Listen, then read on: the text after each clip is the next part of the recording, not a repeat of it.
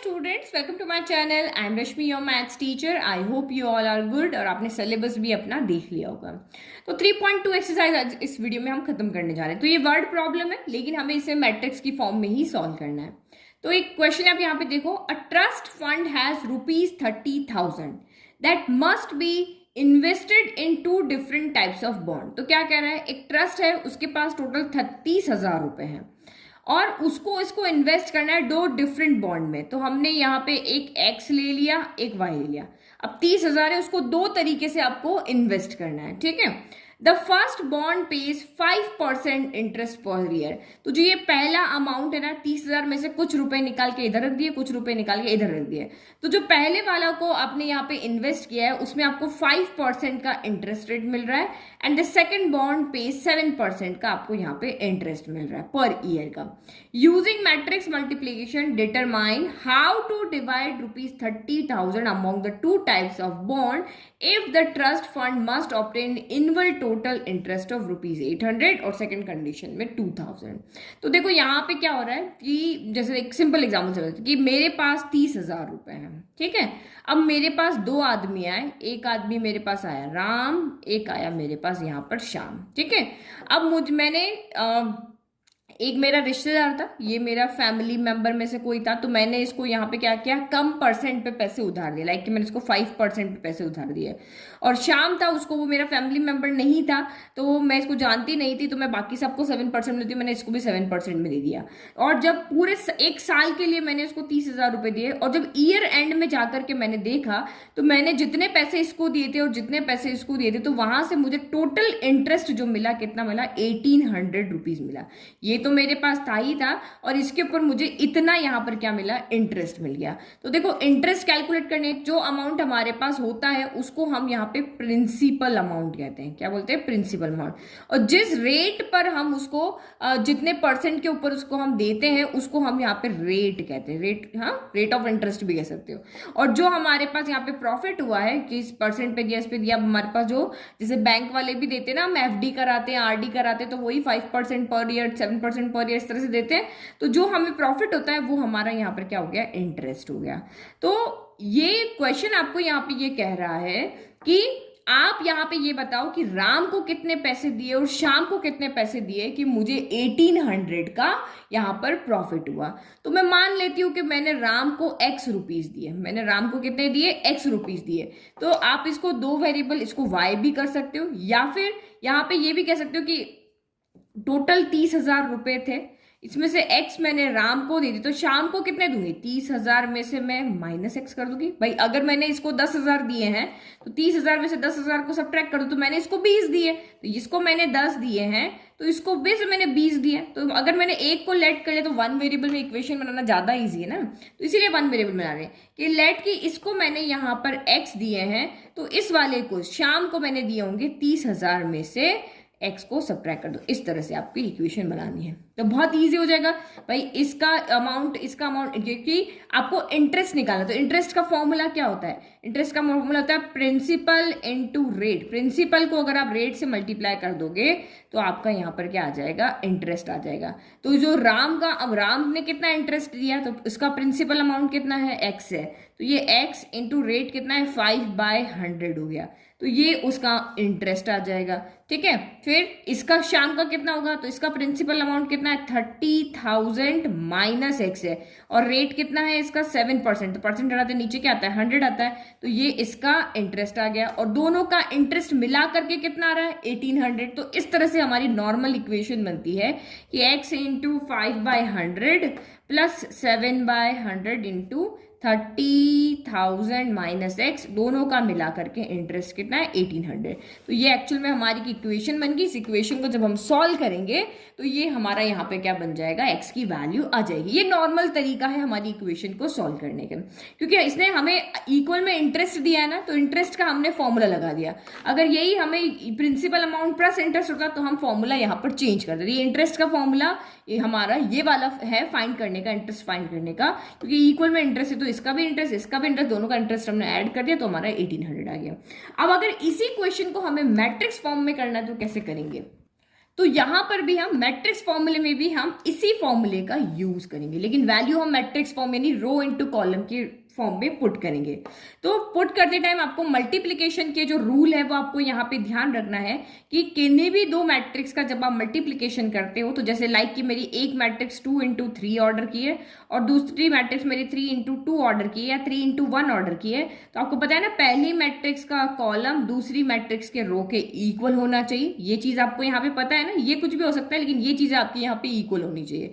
तो वही चीज हमें, तो प्रिंसिपल हमारा यहाँ पर क्या है प्रिंसिपल हमारा यहाँ पे इसके लिए x है और इसके लिए 30,000 माइनस x है, यही है ना। तो प्रिंसिपल को हम यहाँ पे पुट करते हैं यहाँ पे रो की फॉर्म में, पहला वाली वैल्यू रो की फॉर्म में पुट करेंगे, दूसरी वाली वैल्यू हम कॉलम की फॉर्म में पुट करेंगे, क्योंकि उसके बीच में मल्टीप्लिकेशन का साइन है, तो मल्टीप्लिकेशन की जो दो कंडीशन थी वो यहाँ पे फुलफिल होनी चाहिए।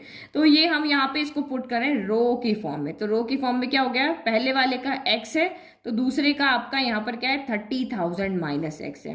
फिर आपको यहाँ पे दूसरा क्या है रेट पुट करना है, तो ये मल्टीप्लिकेशन हो गया रेट। अब यहाँ पे देखो ये मैं इसको कॉलम की फॉर्म में पुट कर रही हूँ, ठीक है। तो कॉलम की फॉर्म में क्यों पुट कर रही हूँ, देखो ये 5% है और ये आपका 7% है, और इक्वल में आपका यहाँ पर क्या आ रहा है, तो आपका इंटरेस्ट आ रहा है। इक्वल में क्या आ रहा है, इंटरेस्ट ना, तो इंटरेस्ट हमारा कितना आ रहा है 1800 आ रहा है, ठीक है। तो देखो ये कितने ऑर्डर की मैट्रिक्स है, तो इसमें 1 रो है 2 कॉलम है, तो ये 1 × 2 की है। तो ऑब्वियसली अगर कॉलम 2 है तो यहाँ पे भी क्या होना चाहिए, ये वाली मैट्रिक्स में क्या होनी चाहिए, यहाँ पे 2 × समथिंग होना चाहिए। तो ये 2 × क्या है 1 है, इसमें 2 रो है और एक कॉलम। रो को हम इस तरह से देखते हैं ना 1 रो सेकंड रो। तो ये वैल्यू पुट करते टाइम आपको यहाँ पे ध्यान रखना है, भाई वैल्यू तो हमारे पास यही है, तो हमेशा याद रखो कि रो × कॉलम की फॉर्म में वैल्यू को पुट करो, और जो रिजल्टेंट मैट्रिक्स है वो हमारे 1 × 1 की फॉर्म में, इसमें एक ही रो है और इसमें एक ही कॉलम है। तो यहाँ पे आप देखो ये सब चीजें आपकी ट्रू होनी चाहिए, कि फर्स्ट थिंग आपकी ये होनी चाहिए कि पहली वाली मैट्रिक्स का जो कॉलम है वो दूसरी वाली मैट्रिक्स के रो के इक्वल होना चाहिए। तो ये 2 के इक्वल आ रहा है, ये हमारा यहाँ पे ट्रू हो गया। और जब आप मल्टीप्लाई करते हो तो यहाँ से हम रिजल्ट मैट्रिक्स क्या होगी बता सकते हैं, तो पहली वाली का रो और दूसरी वाली का कॉलम क्या आ रहा है 1 × 1 आ रहा है, तो ये देखो ये इक्वल होना चाहिए। तो ये अरेंजमेंट आपको यहाँ पर देख करके करना है। इसके जैसा एक और क्वेश्चन है वो हम देखेंगे। तो बस ये हमने यहाँ पे मैट्रिक्स फॉर्म में रख दिया, तो सिंपल तो बहुत सिंपल हो जाएगा। मैट्रिक्स फॉर्म में आपको थोड़ा सा ध्यान रखना है कि ये दो डेफिनेशन आपकी यहाँ पे मैट्रिक्स की फुलफिल होनी चाहिए, ठीक है। तो ये मैंने यहाँ पे फेयर लिख दिया। अब बस हमें इसको क्या करना है, सॉल्व करना है। तो करो सॉल्व, मल्टीप्लिकेशन करना तो आपको आता ही है। तो ये हमारी रो जो है ये पूरी की पूरी, ये वाला जो हमारा कॉलम है ये पूरा का पूरा उठ के इधर रो बन जाता है। यही मैंने कहा था भाई, यहाँ से स्लैब में से हम बुक को उठाएंगे पढ़ने के लिए, इसको वर्टिकली को हॉरिजॉन्टली रख देंगे। तो ये आपका यहाँ पे 5% आ गया, यहाँ पे 7% आ गया। तो करो मल्टीप्लाई, तो ये आपका यहाँ पर क्या हो जाएगा x × 5% प्लस 30,000 माइनस x × आपका 7% हो जाएगा, और इक्वल में आपकी मैट्रिक्स जो चल रही है वो आपकी चल ही रही है, ठीक है। तो परसेंट का मतलब क्या होता है, परसेंट जब हटेगा तो आपका यहाँ पर क्या हो जाएगा 100 आ जाएगा नीचे, तो x × 5 क्या हो गया 100 हो गया। फिर प्लस ये कितना हो जाएगा 30,000 माइनस x, फिर इंटू 7 क्या हो जाएगा 100 हो जाएगा। फिर इक्वल में आपका यहाँ पर क्या हो गया 1800 आ गया। तो अभी हम इसको और सॉल्व कर लें, या आगे और सॉल्व हो जाएगा, ये 5x क्या हो जाएगा 100 हो जाएगा। फिर प्लस ये क्या हो जाएगा 7/100 इधर आएगा, तो इस वाले 100 से इसके 2 0 कैंसिल हो जाएंगे। तो ये 7 3 कितना हो गया 2100 हो जाएगा। भाई 7 इससे मल्टीप्लाई होगा तो 21 हो जाएगा, और 4 0 तो 4 0 में से 2 0 तो कैंसिल हो जाएंगे। तो ये आपका यहाँ पे नीचे तो डिवाइड में कुछ रहा ही नहीं, तो सिर्फ आपका यहाँ पर क्या बचा, ये आपका 2100 ही बचा। फिर ये प्लस माइनस माइनस हो जाएगा, 7 × x, तो 7x क्या हो जाएगा 100 हो जाएगा, इक्वल टू आपका 1800, ठीक है। तो ये सोच समझ के आप इसको सॉल्व करना, नहीं समझ में आ रहा तो बाहर मल्टीप्लाई कर लो इसको। जैसे अभी भी अगर आपको नहीं समझ में आया तो यहाँ पे ये क्या हो जाएगा 30,000 × 7/100 हो जाएगा, और माइनस x × 7/100 हो जाएगा। तो 2 0 से 2 0 कैंसिल हो गए, और ये से मल्टीप्लाई होकर 2100 हो गया। अब ये दोनों आपस में सॉल्व हो जाएंगे, तो ये दोनों हम आपस में सॉल्व कर लेते हैं। तो ये आपका 2100 तो एज इट इज रह गया। फिर डिनोमिनेटर सेम है तो न्यूमरेटर सब्ट्रैक्ट हो सकते हैं। तो 7x में से 5x गया तो 2x बचा, 2x कितना बचा 100 बचा, लेकिन साइन नेगेटिव आएगा क्योंकि आपका यहाँ पर 7 बड़ा, जो बड़ा होगा उसका साइन आएगा। बस अब आगे हम इसको सॉल्व नहीं कर सकते, यहाँ तक अब सॉल्व कर दिया, आगे हम नहीं सॉल्व कर रहे, ठीक है। तो by definition of equality of matrices, ये मैट्रिक्स इस मैट्रिक्स के क्या हो जाएगी इक्वल हो जाएगी। ठीक है, तो मैंने यहाँ पे लिख करके और मैट्रिक्स को हटा दिया। अब इसको सॉल्व करो। एक्स की वैल्यू चाहिए ना, तो ये नेगेटिव है इसलिए इसको इधर भेज देते हैं। तो ये 2100 और नंबर इधर लेकर के आते हैं, तो ये माइनस का 1800 हो जाएगा। इक्वल टू ये कितना हो गया, 2x बाय कितना हो गया, 100 हो गया। ठीक है, तो 18 में से 2100 गया तो आपका यहाँ पे 3000 बच गया। ठीक है, और यहाँ पे कितना बच गया, 2x बाय कितना बच गया, 100 बच गया। अब इसको उधर ले जाते हैं, तो ये 3000 इंटू 100 डिवाइडेड बाय आपका 2, ये x की वैल्यू होगी। तो इससे कैंसिल कर दो, तो ये हो गया 50 हो गया, और ये आपका यहाँ पर कितना हो गया, 15000 हो गया। 15000 इक्वल टू x। अगर x आपका 15000 है तो 30000 माइनस एक्स कितना होगा, क्योंकि ये आपका 15000 आ रहा है, तो ये आपका कितना आएगा, 30000 माइनस 15000, ये भी आपका 15000 आएगा। मतलब 30,000 रुपए को उसने दो इक्वल पार्ट में डिवाइड किया है। तो ये आपका इतना आ गया। नाउ 30,000 माइनस एक्स भी आपका यहाँ पर कितना आ जाएगा, 15,000। मतलब दोनों अमाउंट मेरे यहाँ पर सेम आ गए। अब दूसरे क्वेश्चन में कहा है कि अगर उसको 2,000 रुपए का इंटरेस्ट मिला हो तो बाकी सारा कुछ आपको सेम करना है, बस 1800 की जगह आपको 2000 रख देना है। तो फाइनल जो हमने सॉल्व किया ना वहीं तक करना है भाई। उसने कहा कि यही इंटरेस्ट है, यही रेट ऑफ इंटरेस्ट है, प्रिंसिपल अमाउंट भी आपका सेम है, लेकिन अब आपका इंटरेस्ट चेंज हो गया। इंटरेस्ट आपका कितना हो गया, यहाँ पे 2000 हो गया। तो बस यहाँ 2000 रखा, यहाँ रखा, यहाँ रखा, सेम सॉल्व कर रहे हैं, यहाँ रखा। मैं यहाँ से आपको सॉल्व करके बता देती हूँ। तो ये आपका यहाँ पर, यहाँ से भी नहीं, यहाँ से कर देती हूँ, यहाँ तक है ना। मैट्रिक्स वैल्यू रखी थी ना, उसके बाद यहाँ से सॉल्व कर लेते हैं। तो ये आपका यहाँ पर कितना हो जाएगा, 2100 माइनस का 2x बाय 100 इक्वल टू आपका कितना हो गया, 2000 हो गया। तो करो इसको सॉल्व। ये आपका यहाँ पर सेकेंड पार्ट है। ठीक है, तो ये 2100, ये प्लस का 2000 इधर आके माइनस का 2000 हो गया, इक्वल टू में ये 2x बाय 100 ही रहेगा। तो अब चाहो तो 2 से यहीं पे कैंसिल कर दो। तो ये आपका यहाँ पर कितना हो गया, 2100 में से 2000 गया तो कितना बच गया आपका यहाँ पे, 100 ही बच गया ना। तो और ठीक है, फिर इधर क्या हो जाएगा, x अपॉन 50 बचे, बस 50 को उधर ले जाओ। तो ये आपका हो गया 100 इंटू 50 इक्वल टू एक्स। तो दिस सिंपल एक्स कितना हो गया आपका यहाँ पर 5000 रुपीज हो गया। एक्स कितना हो गया, 5000 हो गया। तो नाउ 30,000 माइनस एक्स कितना हो जाएगा, तो 30,000 एक्स की वैल्यू रखो माइनस 5000, तो ये आपका यहाँ पर हो जाएगा 25,000 हो जाएगा। ठीक है, तो पहले 5% के ऊपर इसने 5000 दिए थे, और y जो था हमारा 7%, उसके ऊपर उसने 25,000 दिए थे। यही था ना, यहाँ पे उसने 5,000 रुपये दिए इसको, और इसको इसने 25,000 रुपये दिए, तब उसको 2,000 का इंटरेस्ट मिला। ठीक है, चलो नाउ नेक्स्ट क्वेश्चन देखो। क्वेश्चन नंबर 19 भी हमारा इसी तरीके से। तो question number 20, the book shop of a particular school has 10 dozen chemistry book. तो एक पर्टिकुलर स्कूल के लिए कोई बुक शॉप है, उसके पास केमिस्ट्री की बुक कितनी है, तो हम यहाँ पे लिखते जाते हैं। ठीक है, केमिस्ट्री की बुक है उसके पास 10 डजन, डजन को मैं यहाँ पे DOZ लिख लो। तो 10 डजन है, यानी कि बुक्स कितनी हुई आपकी, 120 हुई। केमिस्ट्री की कितनी बुक्स है, एक डजन का मतलब 12 होता है ना, 12 होता है, तो 12 इंटू 10 120 हो गए। फिर 8 डजन है फिजिक्स की बुक, तो ये फिजिक्स की बुक आपकी यहाँ पर है कितनी, 8 डजन है। 8 डजन यानी 12 इंटू 8 तो 96 है। 10 डजन इकोनॉमिक्स की है, तो इकोनॉमिक्स की कितनी बुक है इसके पास, 10 डजन है। तो 10 डजन तो यानी ये भी कितनी होगी आपकी, 120 होगी। Their selling price are ₹80, ₹60, ₹40 each respectively। Dozen में नहीं दिया, उसने कहा एक बुक का जो रेट है, यहाँ पे हम रेट भी लिख लेते हैं। इस एक बुक का रेट कितना है, 80 रुपीज है। फिर इस बुक का, एक बुक का रेट कितना है, तो 60 रुपीज है।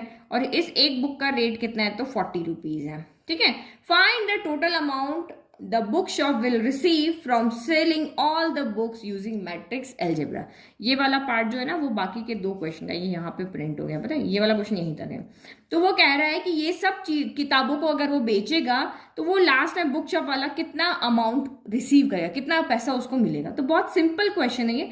अगर नॉर्मली हमें करना है तो हम क्या करेंगे, एक बुक 80 रुपीज की है, 80 रुपीज की है, तो 120 बुक कितनी होगी, दोनों का मल्टीप्लाई कर देंगे, इन दोनों का मल्टीप्लाई कर देंगे, इन दोनों का मल्टीप्लाई करेंगे, 3 जो अमाउंट आएंगे उसको हम यहाँ पे क्या कर देंगे, ऐड कर देंगे। भाई ये एक बुक का रेट है ना, इसको मल्टीप्लाई करेंगे, इसको मल्टीप्लाई करेंगे, इसको मल्टीप्लाई करेंगे, तो ये आपका 9600 रुपीज आएगा। यहाँ से इन दोनों को मल्टीप्लाई करोगे ना तो 5760 रुपीज आएगा, और इन दोनों का करोगे तो यहाँ पे 4800 आएगा। तो इनको जब टोटल कर लोगे ना आप यहाँ पे, तो ये 0 हो गया, ये 6 हो गया, और ये सारा मिला के आपका 20160 इतने रुपीज आ जाएगा। तो इजीली तो हमारा ये यहाँ पर सॉल्व हो गया। लेकिन मैट्रिक्स मल्टीप्लीकेशन से उसने कहा है कि भैया सॉल्व करके दिखा। तो एक्चुअल में हम यहाँ पे क्या कर रहे हैं, हम यहाँ पे जो कर रहे हैं वही हम लिख रहे हैं कि नंबर ऑफ बुक्स है उसको हम मल्टीप्लाई कर रहे हैं प्राइस से, एक बुक की प्राइस से मल्टीप्लाई कर रहे हैं, और हमारा यहाँ पर क्या आ रहा है, अमाउंट आ रहा है। यही हम कर रहे हैं भाई, नंबर ऑफ बुक्स इतनी है, एक का रेट इतना है या एक का प्राइस इतना है, तो हमारा अमाउंट आ गया। सेम हमने यहाँ भी यही किया। अब आपको इसको मैट्रिक्स की फॉर्म में पुट करना है, तो वही ध्यान रखना है, इसको रो में रखना है तो इसको कॉलम में रखना है, क्योंकि और जो आपका यहाँ पे मल्टीप्लीकेशन के लिए जो आपका मैट्रिक्स का ऑर्डर है वो आपका सही होना चाहिए। तो नंबर ऑफ बुक्स आप यहाँ पे क्या कर लो, रो की फॉर्म में रख दो, एक रो में रख दो। तो ये हो गया आपका 120, देन आपका 96 हो गया, 120, ये हमने रो की फॉर्म में रखा। अब इसको हम रखेंगे यहाँ पे कॉलम की फॉर्म में, तो ये आपका 80 हो गया, ये आपका 60 हो गया, ये 40 हो गया, और यहाँ पे आपका आंसर जो आएगा वो अमाउंट आएगा, और वो अमाउंट आपका एक आंसर आएगा, यानी 1 × 1 की फॉर्म में आएगा। वही आएगा ना भाई, एक आंसर आएगा, ये वाला आंसर आएगा, तो ऑब्वियसली इसमें रो भी 1 है, कॉलम भी 1 है। तो आप यहाँ पे देखो, ये जो मैट्रिक्स है उसका ऑर्डर क्या है, इसमें एक रो है और 3 कॉलम है, तो ये 1 × 3 की मैट्रिक्स है। और इस वाली मैट्रिक्स में तो यहाँ पे 1 × 3 ना, तो भाई पहले वाली का कॉलम दूसरे वाली का क्या होना चाहिए, रो होना चाहिए। और ये 1 × 1 हमारा रिजल्ट आ रहा है, तो यहाँ पे 3 × 1 होगा, तभी तो 1 × 1 आएगा। तो ये सारा मैच करके आपको देखना है। तो ये 3 है, तो ये भी यहाँ पे 3 रो होनी चाहिए, एक कॉलम होना चाहिए। तो इस तरह से हमने इसको अरेंज किया है। अब आप यहाँ पे मल्टीप्लीकेशन करो, तो मल्टीप्लीकेशन जब आप करते हो तो आपको पता है कि पूरा का पूरा कॉलम उठ के इधर जा करके सो जाता है। तो ये 80 हो गया, ये 60 हो गया, ये 40 हो गया। तो करो मल्टीप्लीकेशन, मल्टीप्लीकेशन करते ही आपका यहाँ पर क्या आ जाएगा, आंसर आ जाएगा। तो ये आपका यहाँ पर कितना हो जाएगा, 120 × 80 हो जाएगा, फिर प्लस 96 × 60 हो जाएगा, प्लस 120 × कितना हो जाएगा, 40 हो जाएगा, इक्वल टू आपका यहाँ पर क्या चलेगा, अमाउंट जो हमें चाहिए, उसको डोल कितना अमाउंट मिलेगा। तो करो उसको सॉल्व। तो ये 12 × 8 96 होता है, और 2 0 एज इट इज। फिर 96 × 6 क्या हो गया, 576 होता है, और 0 एज इट इज। फिर ये 48 होता है, और 2 0 यहाँ पर as it is, equal to आपका क्या हो गया, यहाँ पर अमाउंट हो गया। ठीक है, इनको ऐड करोगे तो वही जो आपका वहाँ आया 20160 यही आएगा। देखो 0 0 0 0 6 6 0 6 0, फिर 8 + 7 कितना होगा, 15 15 + 6 21 का 1 कैरी 2, फिर ये आपका यहाँ पर गया 5 + 4 9 9 + 9 18, और 2 कैरी, तो ये हो गया 20। तो इक्वल टू यहाँ पे आपका क्या हो गया, अमाउंट हो गया। तो बस दो मैट्रिक्स, इक्वलिटी ऑफ मैट्रिक्स से क्या हो जाएगा, हमारी मैट्रिक्स हट जाएगी और हमें अमाउंट मिल जाएगा। तो ये अमाउंट कितना हो गया आपका, 20160 रुपीज हो गया। ठीक है, इजी था क्वेश्चन, बस ये लिखने का अब यहाँ पे ध्यान रखना। चलो 21 क्वेश्चन। तो 21 क्वेश्चन एक्चुअल में हमारा यहाँ से स्टार्ट हो रहा है। ये आधा पार्ट जो है ना क्वेश्चन का यहाँ प्रिंट हो गया। Assume x y z w and p are the matrices of order। पूरा ऑब्जर्वेशन का क्वेश्चन है ये। तो सब इन ये जो हमारी 5 मैट्रिक्स है इनके ऑर्डर दिए हुए, तो हम यहाँ पे लिख लेते हैं कि हमारी जो x मैट्रिक्स है यहाँ पे उसका ऑर्डर कितना है, 2 × n है। तो मैंने लिख दिया भाई 2 × n ऑर्डर किया। फिर y मैट्रिक्स है, उसका ऑर्डर क्या है, 3 × k। तो ये y मैट्रिक्स है जिसका ऑर्डर, अंदर एलिमेंट हमें नहीं पता लेकिन हमें ऑर्डर पता है। फिर z हो गया, तो z मैट्रिक्स का ऑर्डर क्या है, तो 2 × p है। तो ये 2 × यहाँ पर p हो गया। फिर आपकी क्या है w, क्योंकि इसी से हम क्वेश्चन करेंगे। तो w मैट्रिक्स का ऑर्डर यहाँ पर क्या है, तो n × 3 है। और लास्ट आपकी यहाँ पर p मैट्रिक्स है, तो p मैट्रिक्स का ऑर्डर यहाँ पर क्या है, p × k है respectively. Choose the correct answers in exercise 21 and 22। तो बस अब हमने ये ऑर्डर तो लिख लिए, अब हमें यहाँ पे ऑब्जेक्टिव क्वेश्चन है, दोनों आंसर देखना है। The restriction of n, k and p, the restriction of n, k and p so that px plus wy will be defined are। तो ये कह रहा है कि भाई n की है और p की, यहाँ पे रेस्ट्रिक्शन मतलब क्या वैल्यू होगी कि हम ये वाली वैल्यू अगर फाइंड कर रहे हैं। कौन सी वैल्यू हम फाइंड कर रहे हैं यहाँ पर, py plus wy, हम ये फाइंड कर रहे हैं। तो आप यहाँ पे देखो p मैट्रिक्स किस ऑर्डर की है, तो p मैट्रिक्स यहाँ पर है p × k ऑर्डर की है। फिर मल्टीप्लाई करना, फिर y मैट्रिक्स कौन से ऑर्डर की है, तो y मैट्रिक्स आपका 3 × k ऑर्डर की है। फिर इक्वल टू आपका का w, तो w आपकी यहाँ पर n × 3 ऑर्डर की है, और y, तो y आपकी यहाँ पर क्या है, तो 3 × k ऑर्डर की है। तो अब आपको यहाँ पे बताना है कि इन n, k और p की वैल्यू यहाँ पर क्या हो सकती है। ठीक है, तो एक चीज यहाँ पे देखो कि दो मैट्रिक्स का मल्टीप्लिकेशन कब पॉसिबल है, इन दोनों मैट्रिक्स का और इन दोनों मैट्रिक्स का मल्टीप्लिकेशन कब पॉसिबल है। तो मल्टीप्लिकेशन तब पॉसिबल है जब पहले वाली मैट्रिक्स का कॉलम जो है वो दूसरी वाली मैट्रिक्स के रो के क्या होना चाहिए, इक्वल होना चाहिए। ये दोनों आपस में क्या होने चाहिए, इक्वल होने चाहिए। सेम यहां पर भी मल्टीप्लिकेशन कब पॉसिबल है, जब पहले वाली मैट्रिक्स का कॉलम दूसरी वाली मैट्रिक्स के रो के क्या होना चाहिए, इक्वल होना चाहिए। तो यहाँ पे तो दोनों इक्वल है, यहाँ पे ये वेरिएबल है और ये 3 है, तो दैट मीन्स यहाँ पे हमने यहाँ देखकर हमने क्या आइडिया लगा लिया कि k की वैल्यू हमारी क्या होनी चाहिए, 3 होनी चाहिए, तभी मैट्रिक मल्टीप्लिकेशन पॉसिबल है। तो k तो हमने सॉल्व कर लिया भाई, k हमारा यहाँ पर क्या होना चाहिए, 3 होना चाहिए। फिर आप यहाँ पे देखो, इनको जब आप मल्टीप्लाई करोगे, ठीक है, क्योंकि हमने अभी k के बारे में बताया, n एंड p के बारे में नहीं बताया, तो जब आप इनको मल्टीप्लाई करते हो तो जो आपका यहाँ पर रिजल्ट वाला और यहाँ पे रिजल्ट आएगा ना भाई, यहाँ पे रिजल्ट में एक मैट्रिक्स मिलेगी, दो मैट्रिक्स को मल्टीप्लाई करने पर रिजल्ट में एक मैट्रिक्स मिलती है। तो वो रिजल्ट मैट्रिक्स किस ऑर्डर की होती है, तो पहले वाले का रो और दूसरे वाले के कॉलम के मैट्रिक्स की क्या होती है, इक्वल होती है। भाई पहले वाले का रो और दूसरे वाले के कॉलम का आप ऑर्डर बना लो, उस ऑर्डर की मैट्रिक्स आपको रिजल्ट मैट्रिक्स मिलेगी जब मल्टीप्लाई करोगे। तो सेम यहाँ पर भी आपका यही होगा कि भाई आप दोनों को मल्टीप्लाई करोगे तो पहले वाले का रो और दूसरे वाले का कॉलम, ये ऑर्डर की आपको यहाँ पर क्या मिलेगी, मैट्रिक्स मिलेगी। ये हमने यहाँ पे लिख दिया। तो अब हम यहाँ पे क्या कर रहे हैं कि देखो, अगर ये आपकी by definition of equality of matrices, अगर ये दोनों मैट्रिक्स आपस में इक्वल है तो दोनों का ऑर्डर भी क्या होगा, सेम होगा। ये 2x2 की है तो ये भी 2x2 के होने चाहिए। अंदर के सारे एलिमेंट आपके क्या होने चाहिए, सेम होने चाहिए। इक्विलिटी ऑफ मैट्रिसेस हमें यही तो कहती है कि भाई अंदर के सारे एलिमेंट आपके सेम होंगे तभी तो वो मैट्रिक्स इक्वल होगी। तो अंदर का तो हमें पता नहीं, लेकिन ऑर्डर अभी हमें दिया हुआ तो ऑर्डर सेम होना चाहिए। तो देखो k के इक्वल है तो यहाँ पे p भी क्या होना चाहिए, n के इक्वल होगा, तभी यहाँ पे पॉसिबल है। तो फर्स्ट थिंग तो यहाँ से हमें मिली कि भाई k हमारा 3 होना चाहिए, और दूसरे वाले से हमें यहाँ पे मिला कि जो p है वो हमारा n के इक्वल होना चाहिए। ठीक है, तभी ये इक्वल वाली चीज यहाँ पे तभी ट्रू होगी। तो ये दोनों चीज यहाँ भी है, उस ऑप्शन को ट्राई कर लो, तो ये टिक कर लो। तो k इक्वल टू 3 और p इक्वल टू हमारा क्या होना चाहिए, n होना चाहिए। समझ में आ गया। तो इस तरह से आपको यहाँ पे देखना है। अंदर हमें कोई मतलब वैल्यू नहीं दी हुई है, बट हमने ऑर्डर के अकॉर्डिंग अपना आंसर निकाल लिया। फिर दूसरा इसने कहा if n equal to p, अगर n इक्वल टू आपका p है, then the order of matrix 7x minus 5z is, तब इस मैट्रिक्स का ऑर्डर क्या होगा, ऑर्डर मतलब इसके सोल्यूशन का। ठीक है, तो मैंने यहाँ पे वैल्यू रख दी, x की मैट्रिक्स का यहाँ पे ऑर्डर लिख दिया, z की मैट्रिक्स का ऑर्डर लिया। अंदर एलिमेंट्स हमें नहीं पता है।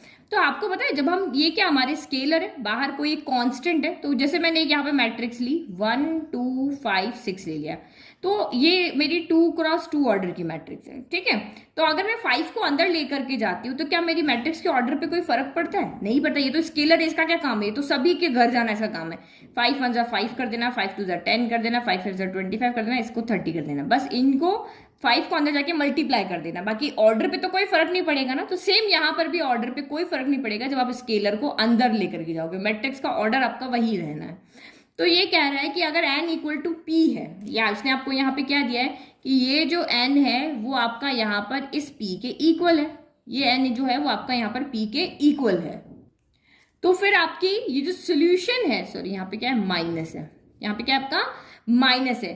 तो ये आपको कह रहा है कि n इक्वल टू p है, तो अगर हम दो मैट्रिक्स को, सेम ऑर्डर की मैट्रिक्स को जब हम सब्ट्रैक्ट करते हैं, क्योंकि जब भी आप सब्ट्रैक्ट करते हो तो दोनों मैट्रिक्स का सेम ऑर्डर होना चाहिए, जितना इसका ऑर्डर है उतना ही इसका ऑर्डर होना चाहिए, और रिजल्टेंट मैट्रिक्स भी आपको उसी ऑर्डर की मिलती है जिस ऑर्डर की आप मैट्रिक्स आपने सब्ट्रैक्ट की। जैसे मेरी ये 2x2 की है तो इसको मैं माइनस कर सकती हूँ यहाँ पे 1 3 5 7 से, ये भी मेरी 2x2 की होनी चाहिए, और जो रिजल्ट आएगा ना वो भी मेरा 2x2 का ही आएगा। तो सेम ये आपको कह रहा है कि जब आप इन दोनों को सब्ट्रैक्ट करोगे तो जो आपका रिजल्ट आएगा तो उसका ऑर्डर यहाँ पर क्या होगा। तो अभी अपने इसको क्वेश्चन में इसने कह दिया कि भाई n इक्वल टू p है, तो मैं इस p की जगह पे यहाँ पे क्या रखती हूँ, n रख देती हूँ, या फिर मैं n की जगह p रख सकती हूँ। तो मेरा ऑर्डर क्या हो जाएगा, अगर मैंने n रखा है तो 2 क्रॉस n है, तो ये भी 2 क्रॉस n है, तो इसका भी क्या हो जाएगा, 2 क्रॉस n हो जाएगा। और अगर मैं n की जगह p रख देती हूँ तो ये भी 2 क्रॉस p है, ये भी 2 क्रॉस p, तो वो भी मेरा 2 क्रॉस p हो जाएगा। तो ये दोनों आंसर मेरे यहाँ पर क्या है, राइट है। तो आपको पता है कि जब भी हम ऐड और सब्ट्रैक्ट करते हैं तो सेम ऑर्डर की मैट्रिक्स होगी तभी ऐड और सब्ट्रैक्ट होगा, अदरवाइज नहीं होगा।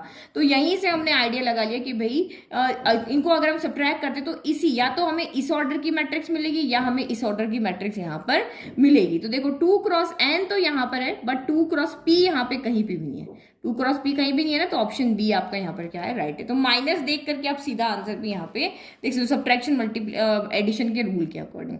तो ये हमारी एक्सरसाइज 3.2 खत्म हो गई है। कल हम देखेंगे एक्सरसाइज 3.3 और मैं ट्राई करूंगी कि मैं जल्दी से जल्दी वीडियो और अपलोड करूँ। Thank you. नोट्स के लिए लिंक डिस्क्रिप्शन में।